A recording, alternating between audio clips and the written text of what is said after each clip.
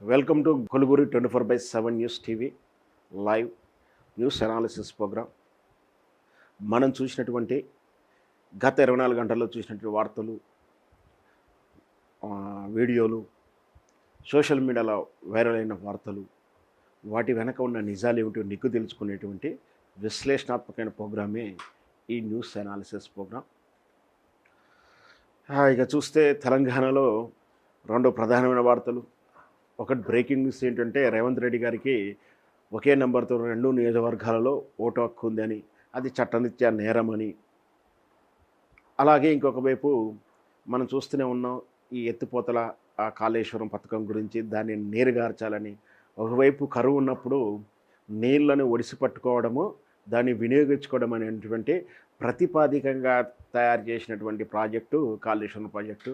కానీ దాని ప్రయోజనాలు కాలరాస్తూ రాజకీయ చక్రంలో దాన్ని వినియోగించి ప్రజలకు అన్యాయం చేస్తున్నటువంటి ఆ ప్రాజెక్టు తీరు, పాలకుల తీరు గురించి విమర్శలు వస్తున్నాయి, ప్రతి విమర్శలు వస్తున్నాయి. వాటి గురించి కూడా మనం చర్చించుకుందాం. ఇక ప్రధానంగా ఈరోజు వార్తల్లో ముఖ్యమైనటువంటి వార్త ఏంటంటే రేవంత్ రెడ్డి గారి డబల్ ఓటు సిస్టమ్. ఇది వ్యవహారికంగా జరిగిన తప్పో, తెలిసి జరిగిన తప్పో, తెలియకుండా జరిగిన తప్పో, కానీ మొత్తం మీద రేవంత్ రెడ్డి గారికి 2 ఓటు హక్కులు 2 నియోజకవర్గాలలో, అంటే వేరువేరు ఎమ్మెల్యే నియోజకవర్గాలలో 2 వేరువేరు పోలింగ్ బూతులలో ఒకే నెంబరుతో ఉన్నటువంటి ఓటు హక్కుని కలిగి ఉన్నాడు. ఇది సహజంగా 2 రకాలైనటువంటి సందర్భాలలో ఇట్లాంటి క్లాష్ వస్తూ ఉంటుంది. ఒకటి ఏమిటి అంటే టెక్నికల్ మిస్టేక్స్, అది తెలిసి కానీ తెలియక కానీ జరుగుతూ ఉంటుంది. అదేమిటంటే మనకు ఒక ఊరిలోనో ఒక పలానా, ఫర్ ఎగ్జాంపుల్ మనమే అనుకుందాం, హైదరాబాద్ తీసుకున్నా, ఊర్లో నుంచి తీసుకున్నా, మనం ఏదో కాలనీలో ఉంటాం, ఆ కాలనీ నుంచి ఇంకొక కాలనీకి మారిపోతాం, మళ్ళీ ఆ కాలనీలో మన ఓటు హక్కును మార్చుకుంటాము, ట్రాన్స్ఫర్ చేసుకుంటాము, లేదా మళ్ళీ కొత్తగా నమోదు చేయించుకుంటారు కొందరికి తెలవక.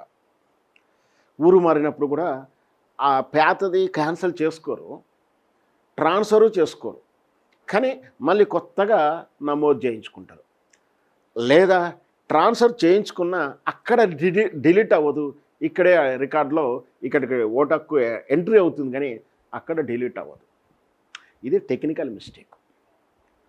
ఇక ఒకవేళ నిజంగా అక్కడ ఓటు హక్కున్న విషయాన్ని దాచి మళ్ళీ కొత్తగా ఓటు హక్కు పొందడం, కొత్త నెంబర్తో పొందడం ఒక రకమైనటువంటి నేరము. లేదు అదే తీసుకొచ్చి ఇక్కడ ట్రాన్స్ఫర్ చేసుకొని అక్కడ ఉన్న విషయాన్ని చెప్పకుండా ఇక్కడ డిలీట్ చేసుకోకుండా ఎంట్రీ చేయించుకోవడం ఒక పద్ధతి. అట్లా సందర్భంలో 2 ఓటు హక్కులు ఉంటాయి.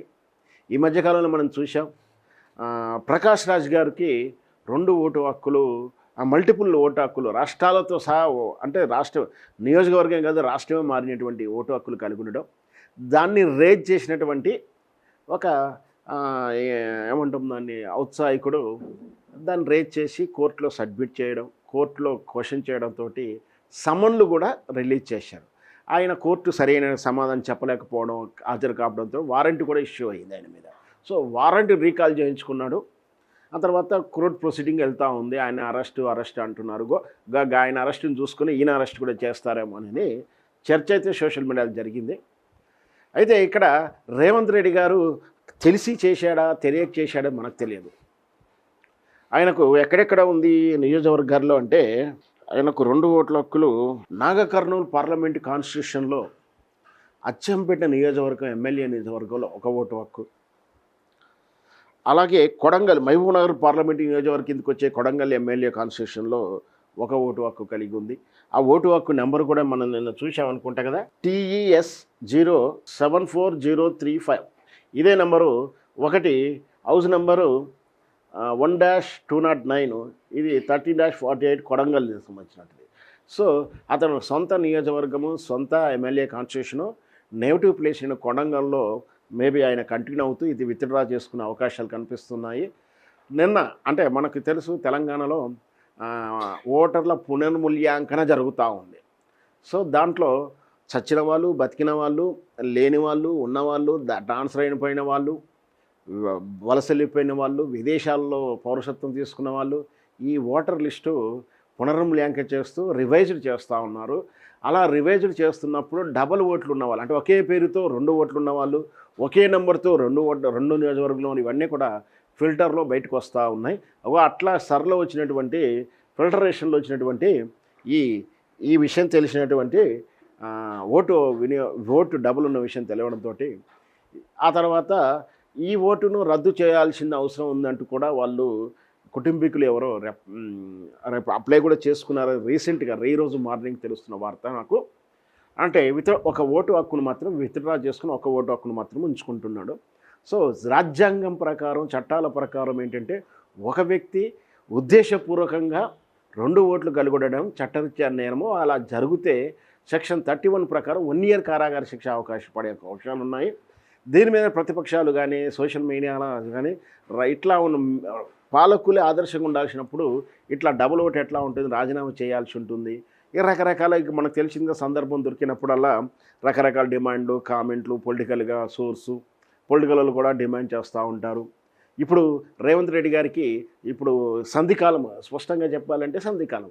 ఒకవైపు కమిషన్లు, కార్పొరేషన్లు, చైర్మన్లు 2 ఇయర్స్ దాటింది.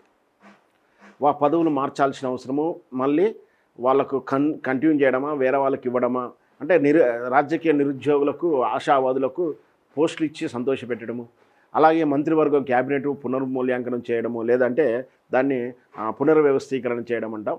అది ఏంటి, సరిగా పని చేయని వాళ్ళు తీసేయడం, తను చెప్తే వినని వాళ్ళు తీసేయడము, నెగిటివ్ ఉన్న వాళ్ళని తీసేయడము, ఇంకా ఆశావాదులకు కొత్త మంత్రివర్గం వేయడము.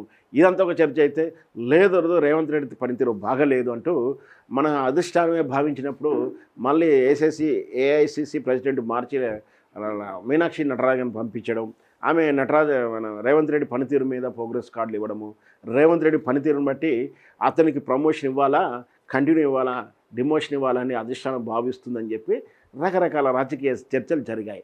ఈ పరిస్థితుల్లో ఇట్లాంటి అపవాదులు ఇవన్నీ చేయడము, ఇవన్నీ రావడంతో రేవంత్ రెడ్డి నైతిక బాధ్యత వహించి రాజీనామా చేయాలని కొందరు, లేదు అతని మీద కేసు చేయాల్సిందంటూ కొందరు రకరకాల వాదనలు వస్తున్నా కూడా చట్టం మాత్రం ఖచ్చితంగా తన పని తాను చేసుకుంటూ పోతుంది. ఉద్దేశపూర్వకంగా చేసిందంటే చర్యలు తీసుకుంటుంది, ఉద్దేశపూర్వకంగా టెక్నికల్గా అయితే అది కరెక్షన్ చేసేసి ఒక ఓటును టెక్నికల్గా తీసేస్తూ ఉంటుంది. నాకు తెలిసినంతవరకు అయితే ఇది టెక్నికల్ మిస్టేక్గానే మనం భావించాల్సి ఉంటుంది. ఖచ్చితంగా ఒకవేళ ఇగ్నోర్ ఆఫ్ నాలెడ్జ్, అంటే మనకు తెలియకుండా జరిగి ఉండవచ్చు, కాబట్టి తెలియకుండా జరిగిన దానికి తప్పుగా భావించనక్కర్లేదు, దీన్ని సవరించుకుంటే సరిపోతుంది అనేది వ్యక్తిగత అభిప్రాయం. ఖచ్చితంగా అలాగే జరుగుతుంది, జరగాల్సి ఉంటుందని నా ఉద్దేశం.